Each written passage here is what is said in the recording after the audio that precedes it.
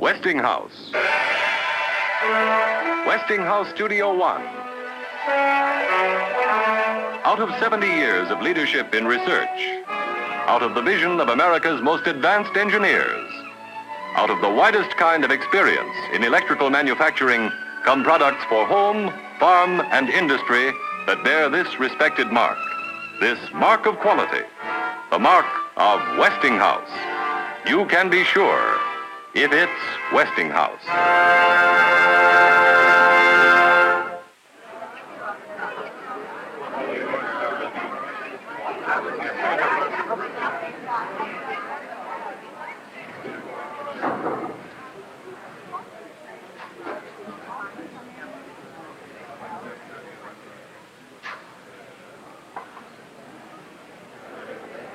How is he? He's just fine, Mrs. Gordon. You just sit back and relax and don't worry. He didn't kill her. I know he didn't, Mrs. Gordon. Joey says your father thinks he did. Good morning. Morning, Mrs. Gordon. Morning, Dan. Where is he? Bringing him in. Dad, could you try to be decent to him today, please?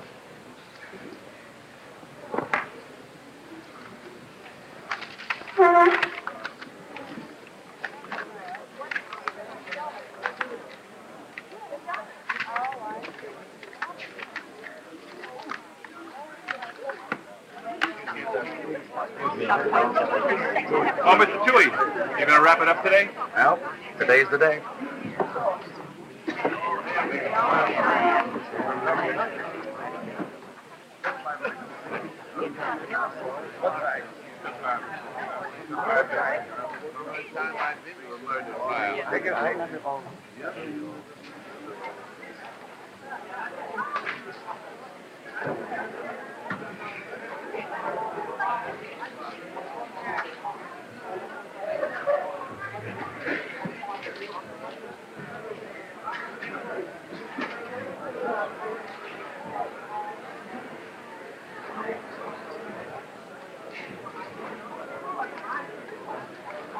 This Mrs. Nesbitt, if you want to hear something that'll just gall you. Butcher boy Joseph Gordon, accused of the strangle slaying of Harriet Wallach, spent a quiet night in his cell after the first sensational day of the trial. Gordon, who is alleged to have entered the Wallach apartment while making a meat delivery and so on. Oh, how do you like that for gall? Well, he spent a quiet night. Oh. Honey, did you remember to bring the gumdrops? Dr. Wallach? Dr. Wallach, I'm Barry Fox of the Trib. I was wondering, sir, if you had any feelings about the way the trial is going so far? Well, do you expect to testify, sir? Well, I don't know. Well, Dr. Wallach, could you tell me this? Do you believe in capital punishment? Do you want that kind of revenge for your wife's death? Will you leave me alone? When his honor says 10:30, he sure doesn't come in a minute sooner, does he? Why should he? I don't know. Hey, Harry, how do you think it looks for Gordon so far? Are you kidding? He hasn't got a chance. They may as well be strapping him in the chair right now. Yeah, that's what I thought, too. I wish they'd get started. Yeah? Well, what do you think about the case so far? You know, the part that impressed me the most yesterday was when Gordon's girlfriend testified that he promised her a lot of money. And a trip to Havana and everything the night before the killing. And him making $30 a week delivering meat for a butcher shop. Listen, we're under oath not to talk about this. That Wallach is a grim character. Well, I guess you'd be too if your wife was strangled to death 2 months ago. Oh, I don't know. Did you ever meet my wife? That Toohey's having himself a field day here, you know? Yeah. That's a great case for him. That's a very ambitious DA. You know, someday I'm going to be voting against him when he runs for governor. No, I don't think so. But Frank, do you think we set it up strong enough so the jury goes to the robbery motive? Si, you're going to be a big success in this business. You know why? You're a warrior. Now look, the testifying officer went into the Wallach apartment, said that the apartment was ransacked. Now, the defense didn't even bring that up during the cross-examination. Now, I know Preston chipped away at us a little bit. He's a very good lawyer, but he cannot knock out the basic testimony. Now, that jury is convinced that Joseph Gordon went in there to steal and then strangle Harriet Wallach when she tried to stop him. Got him right in our pockets. And another thing, we haven't even brought in the key witnesses yet. Tell you what, son. I'll bet you my salary against yours that Preston took 2 phenobarbs last night. He's still grinding his teeth loud enough to be heard down the next block. Deal? All right? TJ, Huh? I still don't see why they call it first-degree murder. Well, it's what they call a felony murder, Mother, or something like that. You see, he was trying to rob the place, and he killed her. That makes it first-degree murder. Dad, can I ask you something? All right. Is there any way you can prove medically that someone has a headache? No, there isn't. And they'll be making a big point about Gordon going straight home after he left the Wallach apartment at 10 in the morning instead of going back to the shop. You know, they'll be saying, if he didn't do it, why didn't he go back to work like he was supposed to? And his only explanation is that he had a headache. Not now, will you please? Then I think we got to do something. I'll talk to you about it later. You listen to me. You're here to sit and learn how to be a lawyer, not to run this case. All right. Again. I had a bad night last night.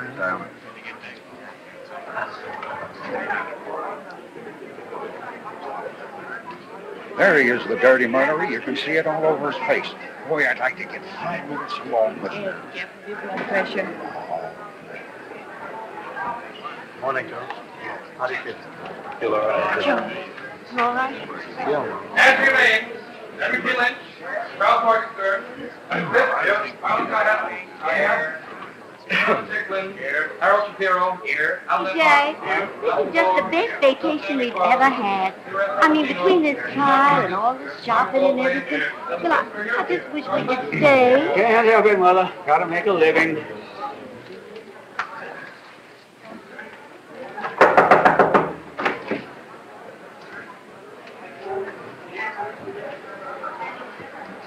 Hear ye. All those having business before trial term part 4 of the criminal court, draw near and give you attention, ye shall be heard. Justice Peter Marcello presiding. Be seated.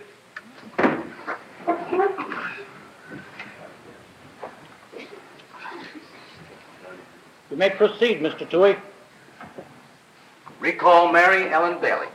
Mary Ellen Bailey, still under oath. If Your Honor, please, may we have the court stenographer read the last few questions and answers? Go ahead. Question. Mrs. Bailey, on January 7th, for whom were you working? Answer. Dr. and Mrs. Victor Wallach. Question. What was your job there? Answer. I was the maid. Question. And what, if anything, happened as you entered the Wallach apartment that morning? Answer. As I opened the door, a man was standing there. He punched me in my face and knocked me unconscious. Question. Did you see that man's face? Answer. Yes, sir, I did. Question. Do you see him in the courtroom here? Answer. Yes, sir, that's him right over there. Indicating the defendant, Joseph Gordon. Now, Mrs. Bailey, you identified the defendant sitting over there as the man who struck you in the face and knocked you unconscious on the morning of January 7th. Is that right? Yes, sir. Now, how long were you unconscious? I guess for a few seconds. Objection. Sustained. Don't guess. How long was it? I don't know for sure. Now, Mrs. Bailey, was your face bleeding? Yes, sir. It was just starting to bleed. Just starting to bleed, but was it bleeding much? Yes, sir. My whole lip was open. But it was just starting to bleed when you came to. Yes. Now, what's the next thing that you observed or heard? I heard some footsteps running down the surface stairs. I see footsteps running down the service stairs. And what did you do then? I went inside the apartment and saw Mrs. Wallach lying on the living room floor. And what did you observe when you looked at her? I never will forget that. Her face was all bluish, and her head was twisted over to one side. I started to cry. Can you describe the way the apartment looked? It was a terrible mess. The drawers were open, closets, everything, clothes all over the place. And what did you do then? I didn't do anything, Mr. Toohey. I just sat down. I couldn't even scream. I was just crying. Now, Mrs. Bailey, how long was it before Dr. Wallach returned from walking the dog? A minute. Thank you. Your witness?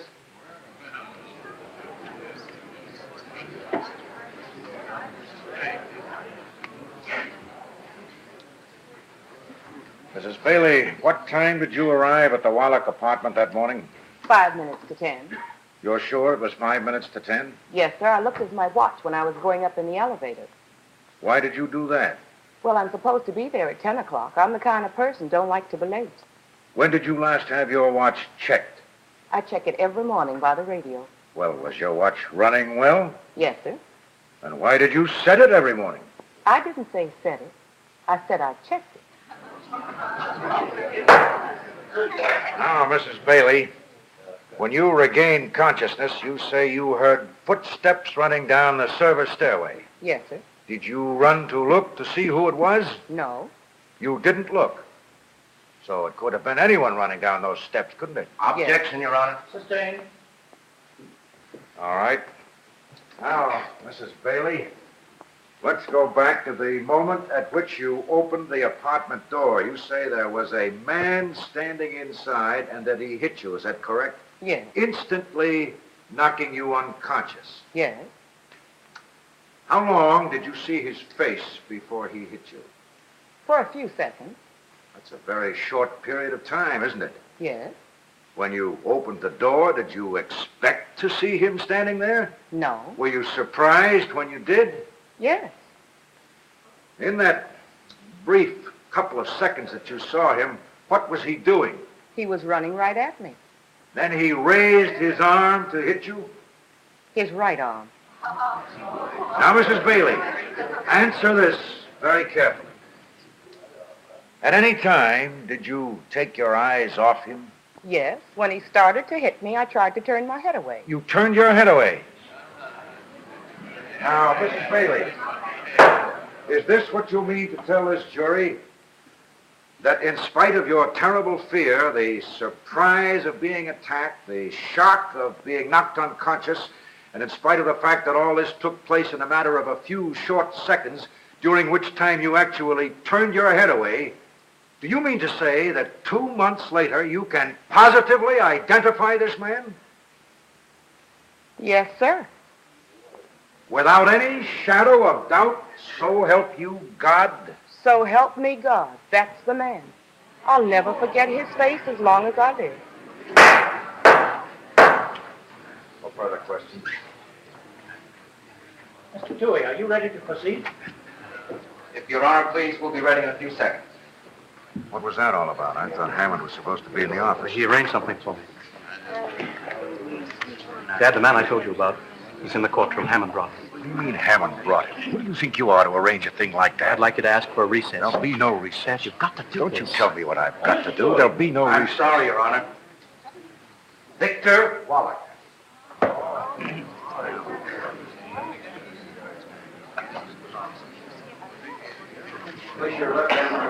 Your Honor, Your Honor, the defense requests a short recess. Mr. Preston, it would be advisable for you to time your requests more carefully in the future. Yes. Have the witness take his seat. We'll take 10 minutes. Don't you ever do that to me in a courtroom again.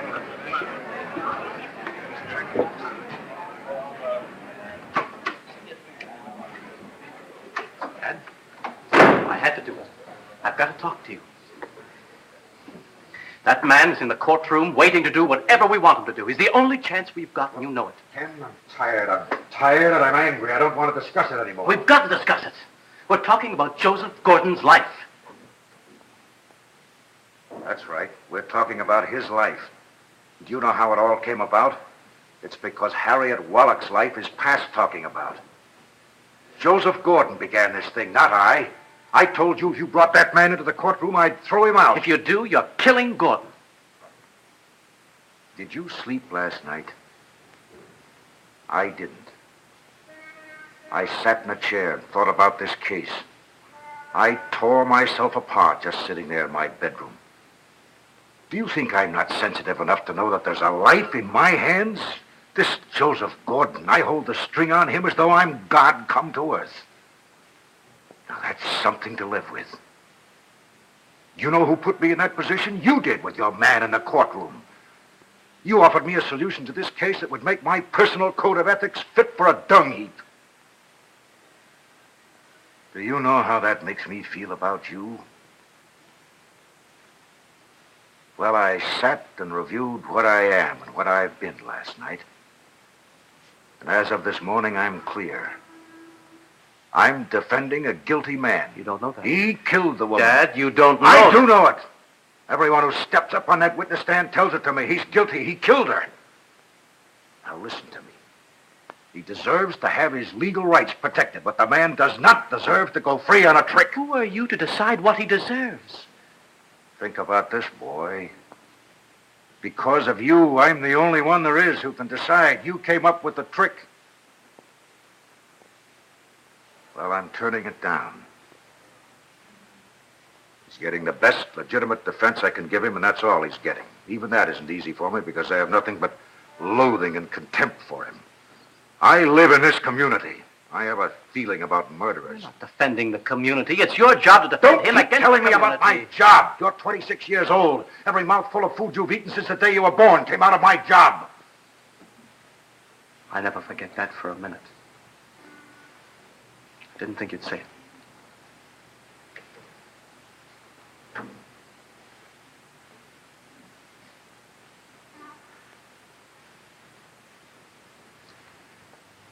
Supposing you saw him murder the woman, would you still want your trick to be used?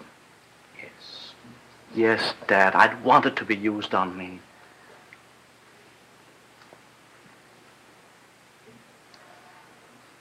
Why did you become a lawyer? Do you know? I don't know, Father. Well, I know. You became a lawyer because ever since you were that high, I made you want to become a lawyer. It's been a good life for me, and I thought it would be a good life for you. Now I don't know. We don't think alike, you and I. I don't really know you. Nor are you.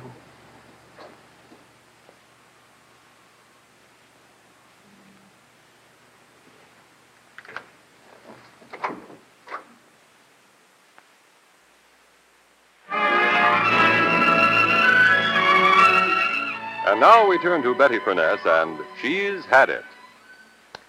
Yes, she's had it with drip pans and messy defrosting.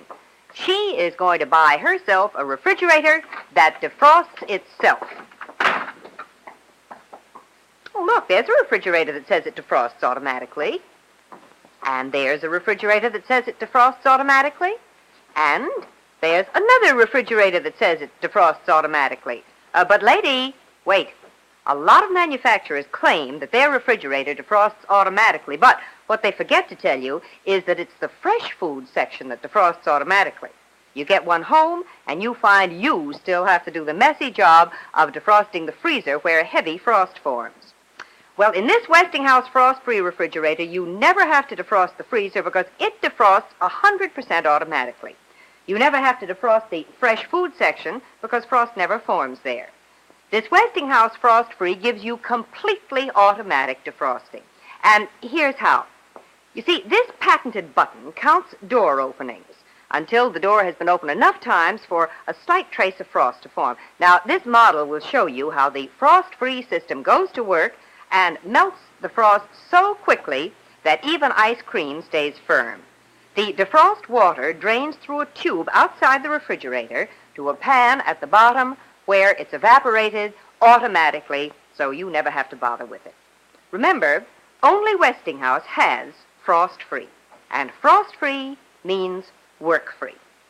So see the beautiful 1957 Westinghouse refrigerator freezer and all of the other frost-free models that give you completely automatic defrosting at your Westinghouse dealers now. And remember, you can be sure if it's Westinghouse.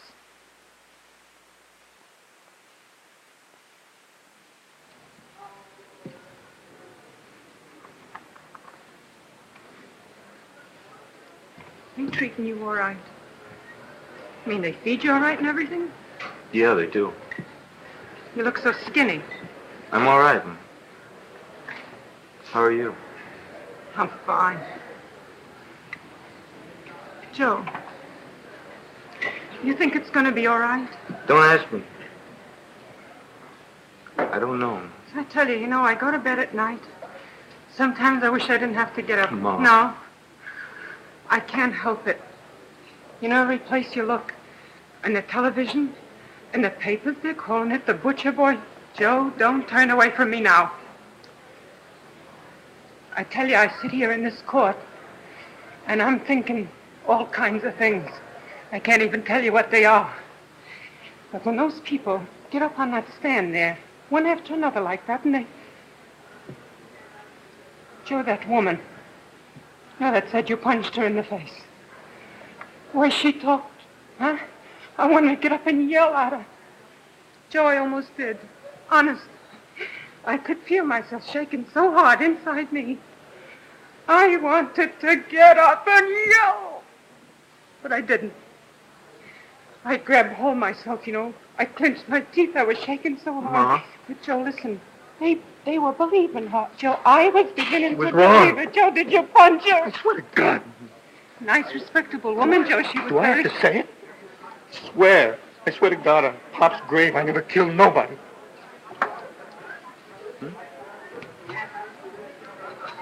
Joe, how could this be happening, huh? Sometimes I don't even know what they're saying. Go home, Mom. Maybe if you go home. Yeah, go home. There's nobody home. Go on, come on, come on.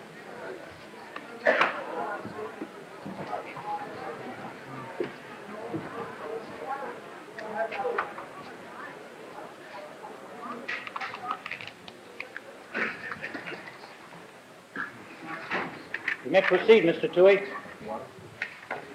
Victor Wallach. Where's the defense counsel? He's inside. Well, Mr. Preston, you can swear in the witness. Ready, Mr. Preston? State your name and address.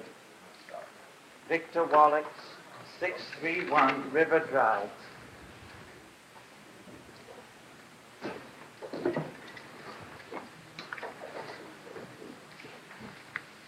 Dr. Wallach, the deceased woman was your wife, wasn't she?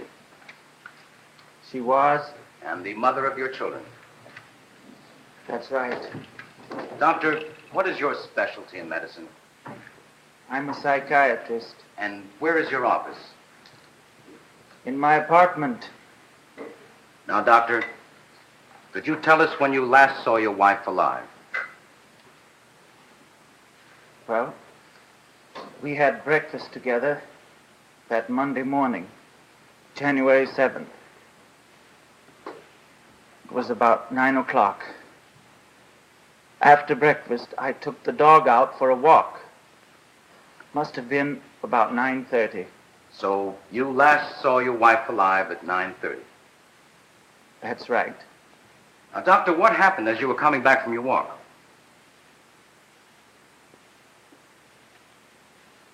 As I passed the surface entrance of my house, I saw the defendant run out and down the street. And by the defendant, who do you mean? That man over there. Indicating Joseph Gordon. And, Doctor, what time was that? About 2 or 3 minutes before 10 o'clock. Now, Doctor, how do you know that? I looked at my watch. I had a patient at 10:15. I had to be back. And I had just had my watch checked and adjusted the day before. Thank you, Doctor. Your witness?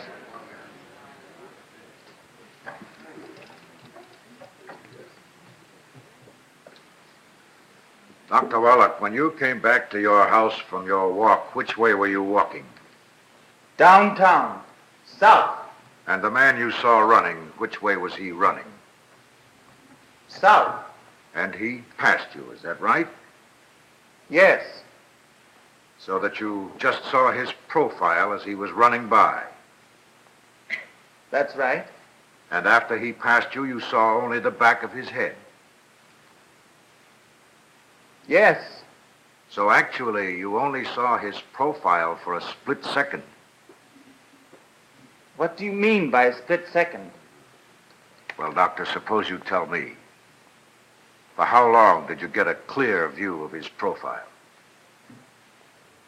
For about a second, and there's no doubt in my mind, it was that man there. No further questions. Dr. Wallach, you're not telling the truth.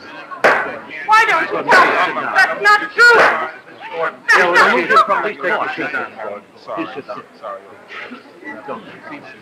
Your Honor, that's the people's case.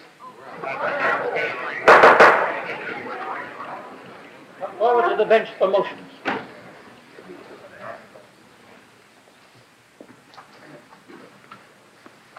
behalf of the defendant, I respectfully move for dismissal of the indictment on the grounds that the state has failed to prove a prima facie case. Deny. Mr. Preston, call your first witness.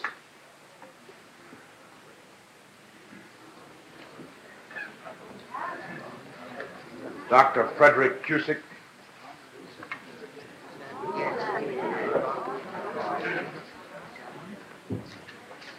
You swear to tell the truth, the whole truth, and nothing but the truth, so help you God? I do. State your name and address.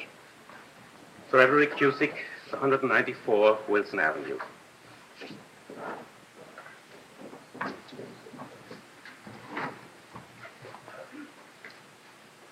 Dr. Cusick, are you a physician duly licensed to practice in this state?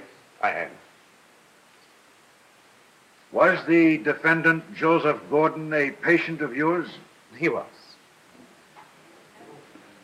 Dr. Cusick, what were you treating Joseph Gordon for? Chronic sinusitis. Chronic sinusitis. Please explain that term to the jury. This is an inflammation of the sinuses which keeps recurring. What is the main symptom? Very severe frontal headaches. Will you repeat that, please, Doctor? Severe frontal headaches. I see. And how would you classify Mr. Gordon's sinus condition? It's quite severe. You have seen him quite frequently during his sinus attacks? Yes. Describe his behavior during these attacks. He was nervous, sweating, and in extreme pain. Objection, Your Honor. Sustained. Did these extremely painful headaches keep him from going to work? Objection, Your Honor. That's hearsay evidence. Sustained. All right. Dr. Cusick, how many times did you see Mr. Gordon professionally for his sinus condition during the past year? 17. 17. How many of these were calls at his home? 11. And how many of those were on work days? 9.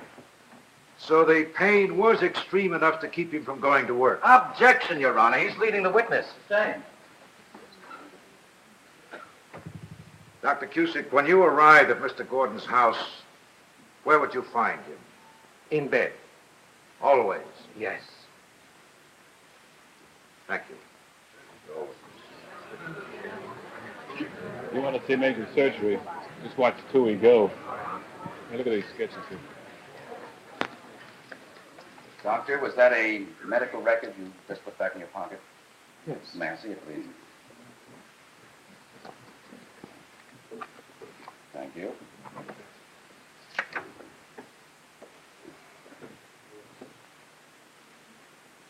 May I have this marked for identification? No objection. Mark it.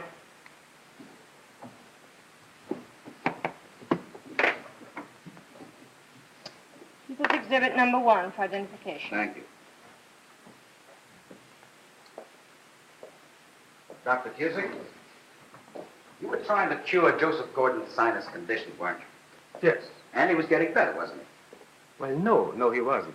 You see, Never mind that, sinusitis is a doctor. very... Was he or was he not getting better? Just answer yes or no. No. No? Didn't you write on this card, the visit of October 18th, that he was improved? I don't know. Well, look at the card.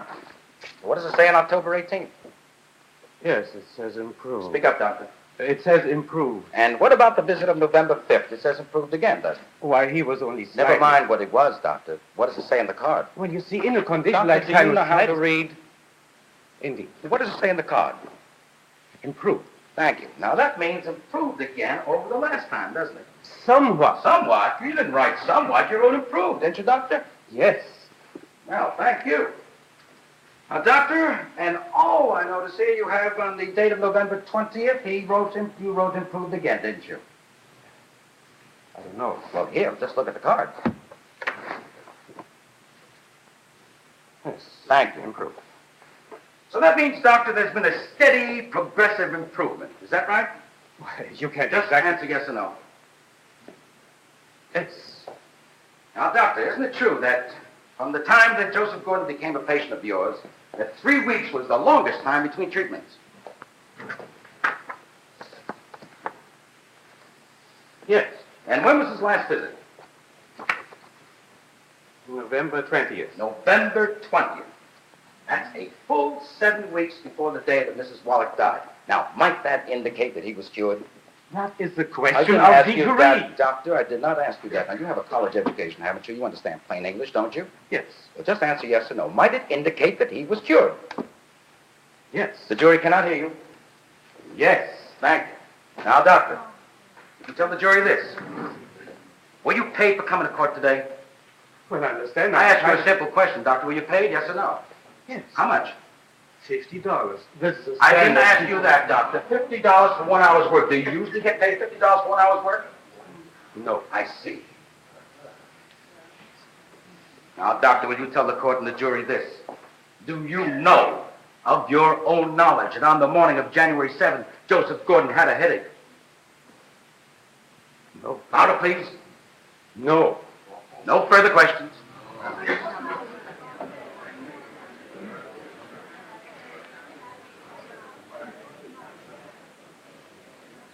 I think this is a good time to recess for lunch. We'll take 1 hour. I must again caution you, gentlemen of the jury, you will not talk about this case among yourselves.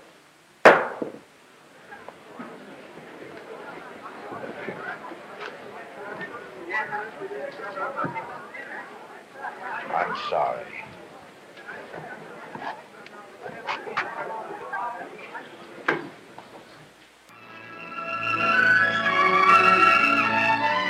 And now let's turn to Betty Furness at the scene of the grime. I don't think I've ever seen such a grimy youngster. He's got a lot of washing to do. And so's his mother. Just look at that T-shirt.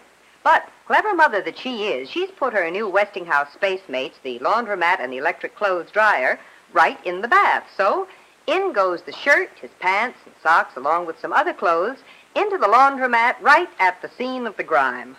Well, maybe you never thought of having a home laundry in your bath. Well, if you knew these Westinghouse Space Mates as well as I do, nothing would surprise you. You can put them any place that you have just 25 inches of space. With the Westinghouse laundromat below and the electric dryer above, you can wash and dry 2 full family-size loads of clothes at the same time. It's the most versatile home laundry in the whole world. And, of course, you can have the Space Mates side by side like this if you like. The Space Mate laundromat has the famous Westinghouse revolving agitator that you'll find in every Westinghouse laundromat. It gets the clothes cleaner, it washes them cleaner, rinses them better, and it even cleans itself. And speaking of clean, let's check and see how that bath is coming along. Mother particularly likes the Westinghouse direct airflow system of drying because it's so fast. And that's why it's thriftier, too. Okay, Johnny. Time to get out of the tub and get yourself nice and dry now. Only Westinghouse has the Space Mates, and they are unique. A complete space-saving home laundry for less than $400. You can get them both together, or buy the Space Mate laundromat first and add the dryer later if you like. See them at your Westinghouse dealers tomorrow. And remember, you can be sure if it's Westinghouse.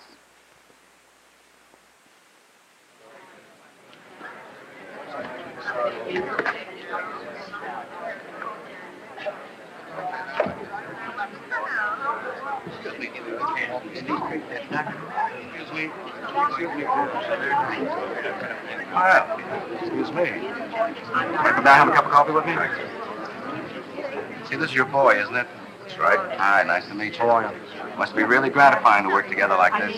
You know, my kid wants to be an engineer. It's just killing me. I want to be a lawyer, but, well, he's got a mind of his own. Listen, I may not get a chance to see you gents again. I just want to compliment you. I think you're doing a beautiful job. Thank you. No, I really mean it. I think you're giving that boy a first-rate defense. Really fun. See you in court. I wonder if I could ask you something. Yeah, come on in here. Come on in, Sonny. You might learn something.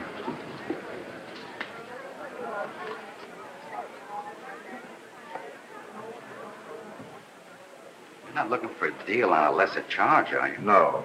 I wanted to ask you why you used that kind of cross-examination on Dr. Cusick.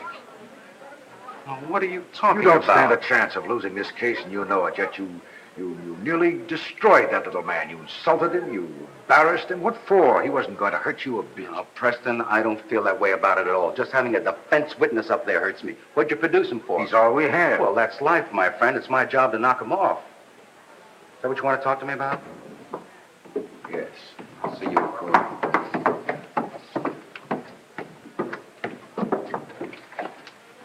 Mr. Toohey, do you think Gordon's guilty? That's the way it's going to come out, isn't it? Supposing he isn't. Preston, that's your problem. Listen, you're not trying to find out whether I have a conscience or not, are you? I guess you could put it that way. Boy, you're really something. You know that? 30 years in the business. Well, this is hardly the place for it, but I'll tell you. Yes, I happen to have a conscience. I'm worried that I'm not earning my salary. You see, I get paid to do one thing, Preston. That's to convict. And the money's pretty good, considering where I come from. And I'm responsible to all the people in this state, so I take my job pretty seriously, you know? Now, once I walk into that court, I don't think about whether the guy is guilty or not. I just plow right in there and try to convict him. I mean, I'm the prosecuting attorney, so I prosecute. I figure the defense attorney is a defending, and I always think he's a little smarter than me, so I'll do anything I can to win, in or out of the books. That's clean, dirty. It's all the same to me, just so long as I win. Listen, if I start to think about whether that guy is guilty or not, I'm dead. That's the jury's headache. Now, the people pay me to convict, and that's what I got to give them. And if I don't, I wouldn't be able to sleep at night.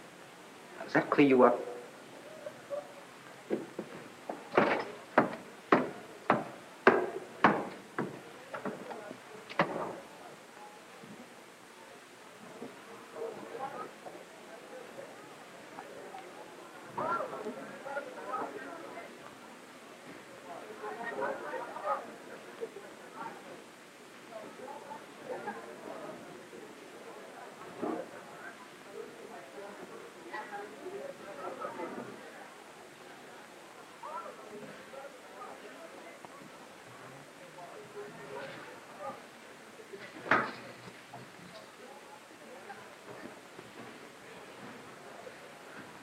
Hi, Mr. Preston. He's just finishing up his lunch. You want to talk to him? Please. Sure.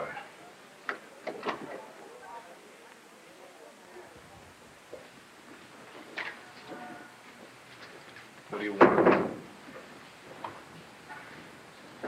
I can tell by the way you're standing there. You want to ask me again if I killed her. Right? Well, what if I said I killed her? You'd believe me for the first time since this thing started. Wouldn't you?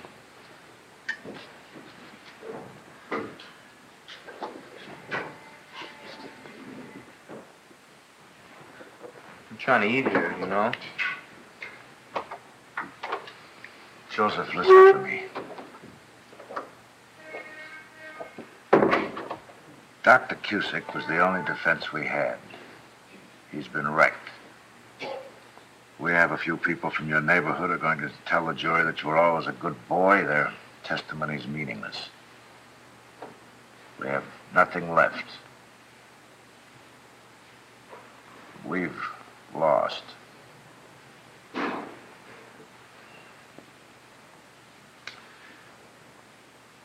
If you'd like someone else, maybe another lawyer can...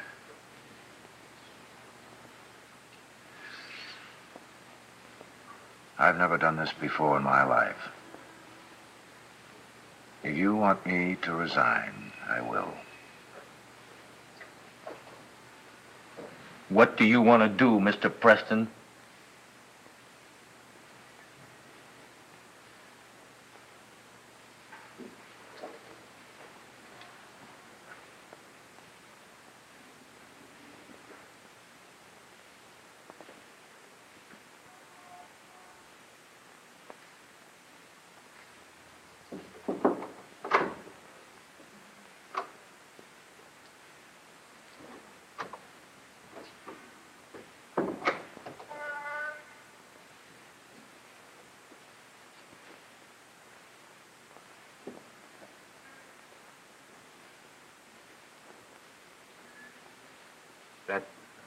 Toohey out there. That was too much to have to hear.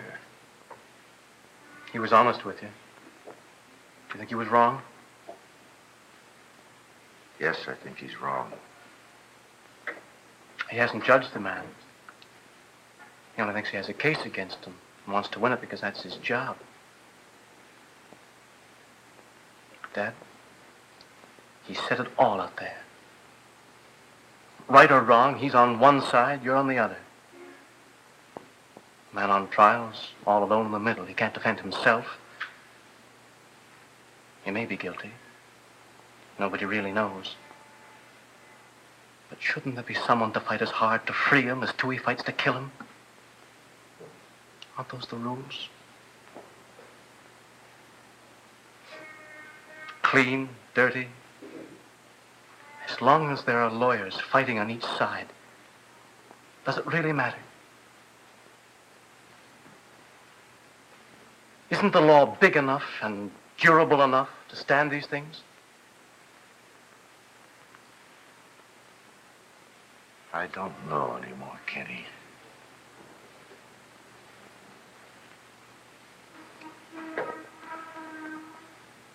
You haven't called me that in 15 years. No. I haven't. Dad, that man is still in the courtroom, waiting. It's a pretty big risk. Might not work. But shouldn't we try it? Father? And that's something you haven't called me in 15 years. I know.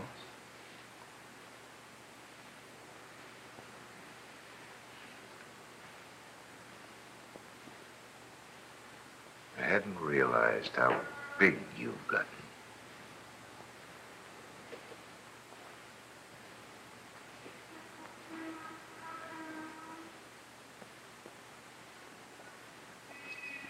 What are we gonna do?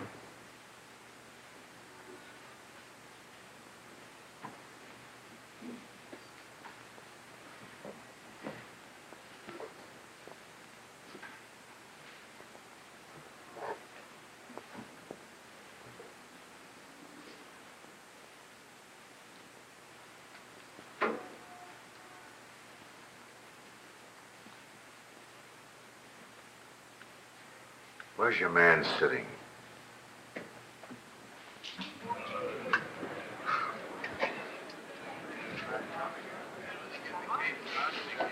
Hey, Frank, you think we'll be much longer? No, he's got nothing left side. Got a couple of character witnesses, and that's all. Good. Yeah.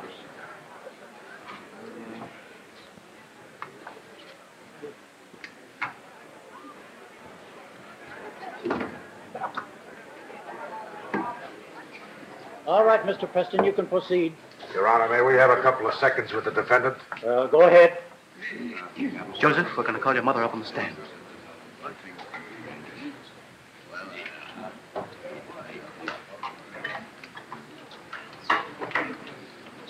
She's so close to hysteria right now. Good luck. Mrs. Anna Gordon. Mrs. Gordon, take the stand, please.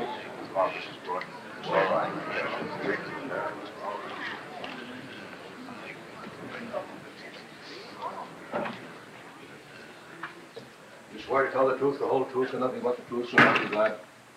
I do. State your name and address. Anna Gordon, 61 Dexter Avenue. Very foolish of him to put her up in the stand like that. Mrs. Gordon, are you the mother of the defendant? Yes. Is your husband alive? No. Speak up, please, Mrs. Gordon. How long has he been dead? 11 years. Are you on relief? Objection. Sustained.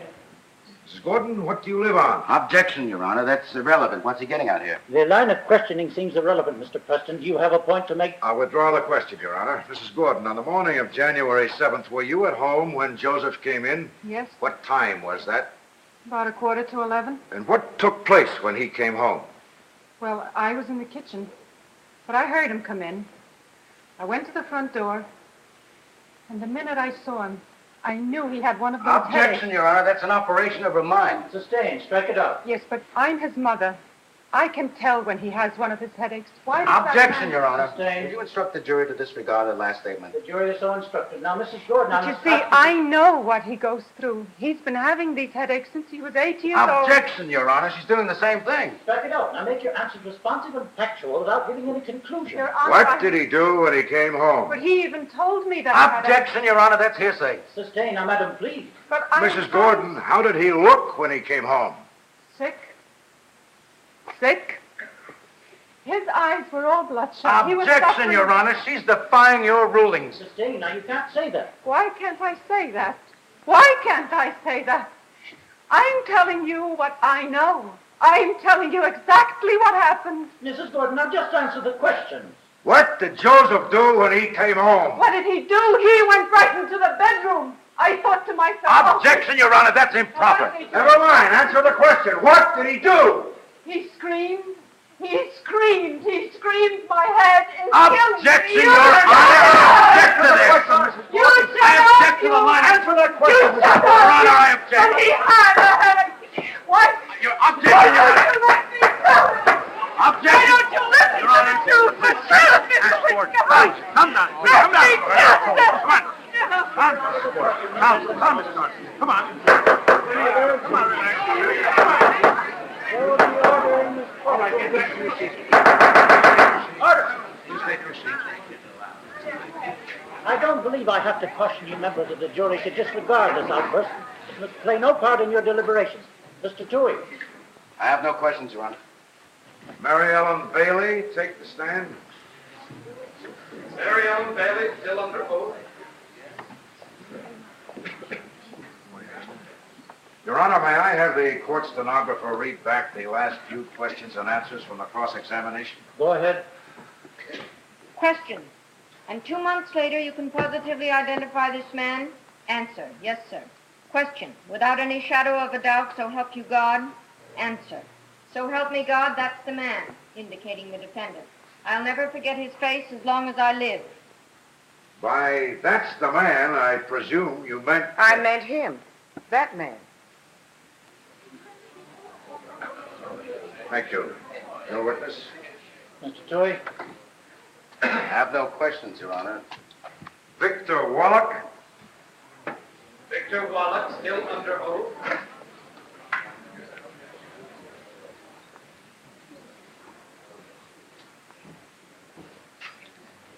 Dr. Wallach, you have said that you saw this man running down the street at 2 or 3 minutes to 10 o'clock on the morning of January 7th. Now, I repeat that. 2 or 3 minutes to 10 o'clock. That's right. Look at him. I said that's right.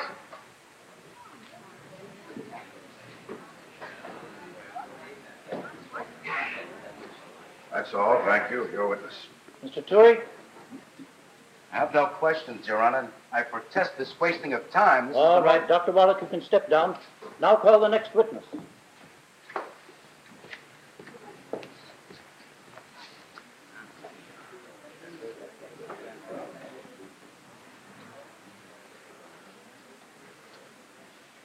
Joseph Gordon, step forward. Your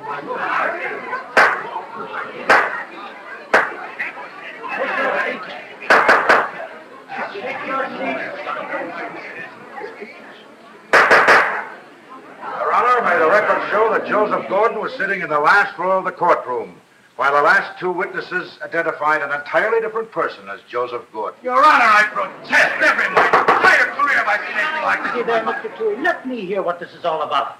All right, Mr. Preston. With Your Honor's indulgence, this man, would you rise, please, and stand next to the defendant? This man is Anthony Carminata, a law student at the University Law School. 2 weeks ago, my son noticed him by chance in the university library, was struck by his resemblance to the defendant, and asked him if he would consent to appear in court in behalf of the defendant. He agreed. He and Joseph Gordon changed places during the confusion following Mrs. Gordon's testimony. Your Honor, Please, Mr. Tui. Continue. Your Honor, I want to make this quite clear. Although Mr. Carminata and Mr. Gordon resemble each other somewhat, they are not nearly identical. May they approach the bench so that Your Honor can view them together. Mr. Preston, I don't know whether I approve of your tactics or not. But bring them up.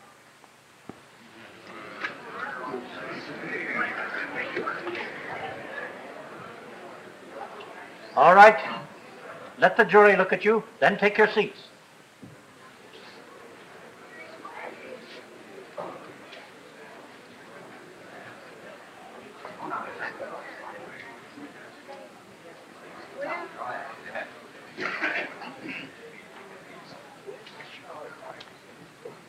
Your Honor, that's the case for the defense. All right. All right. Are there any motions? Your Honor, may the jury be excused while the motions are made? The jury will be excused for 5 minutes. I caution you gentlemen not to talk about this case among yourselves.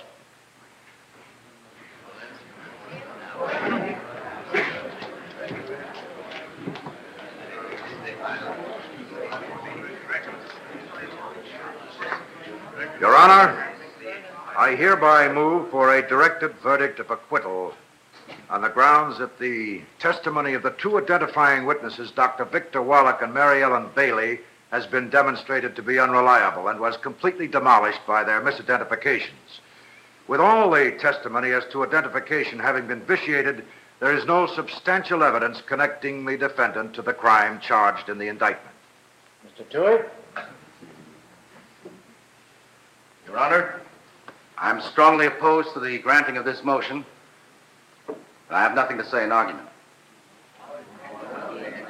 This is off the record. Coming from you, Mr. Preston, this episode was especially surprising. It was legitimate, but I don't have to tell you how I feel about having a stunt staged in my courtroom.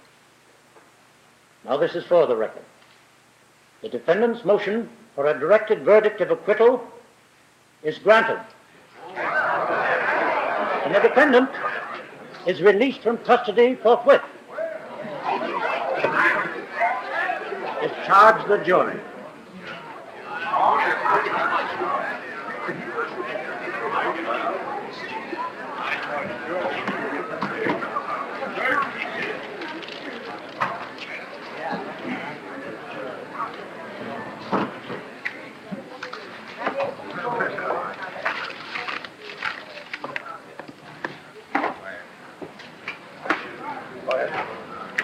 Well, congratulations. I guess neither one of us is asleep tonight. Make room for Miss Louise, please. Take away,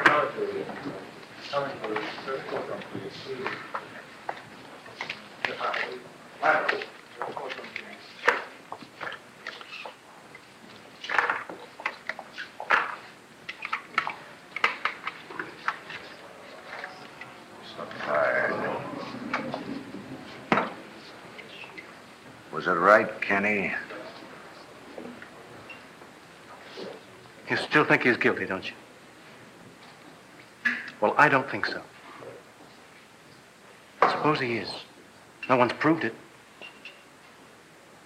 Isn't that the safeguard that protects us all, whether we're innocent or guilty? They have to prove it. It's possible we've used the law to free a guilty man.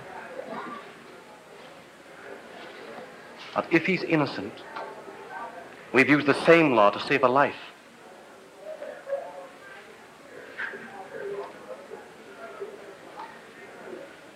Let's go home, Father.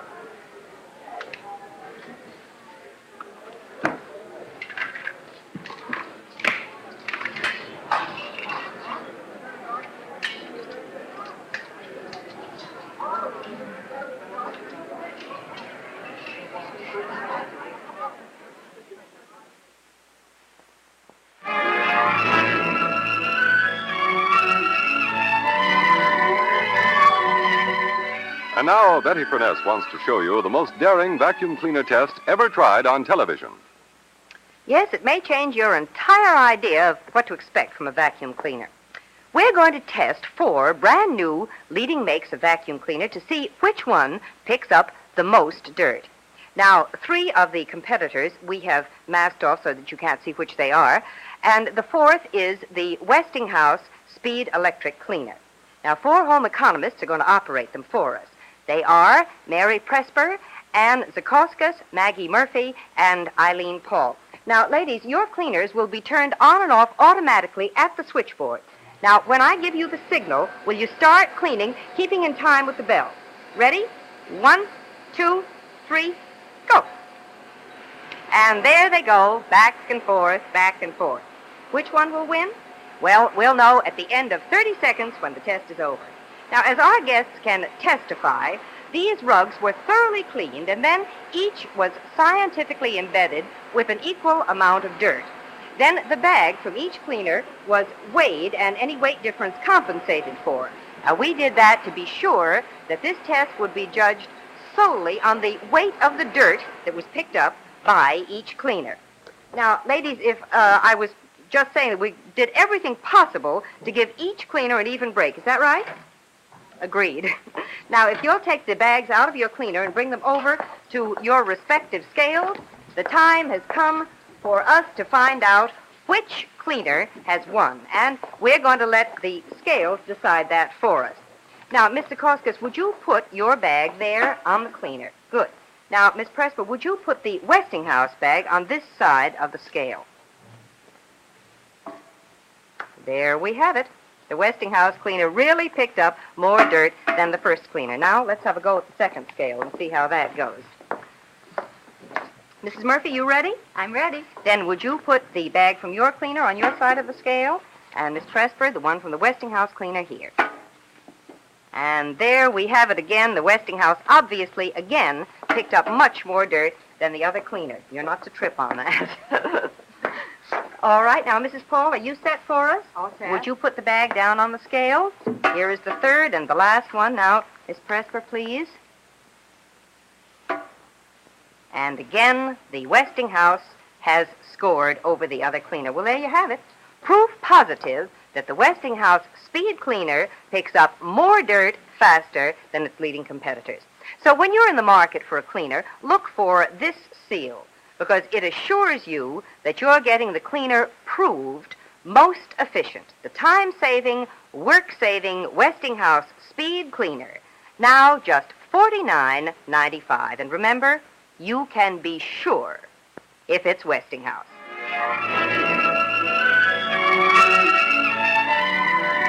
Westinghouse products seen on tonight's program are made in Mansfield and Columbus, Ohio, and Springfield, Massachusetts. Your friends and neighbors of the more than 50 Westinghouse plants throughout America hope you enjoyed tonight's play.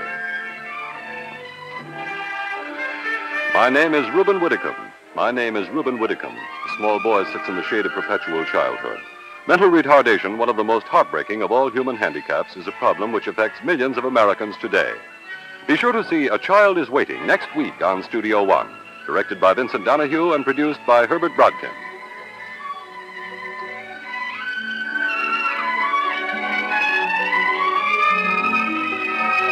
Westinghouse Studio One has come to you from New York and has been selected for viewing at home and overseas by America's Armed Forces. This is Art Hannes wishing you good night.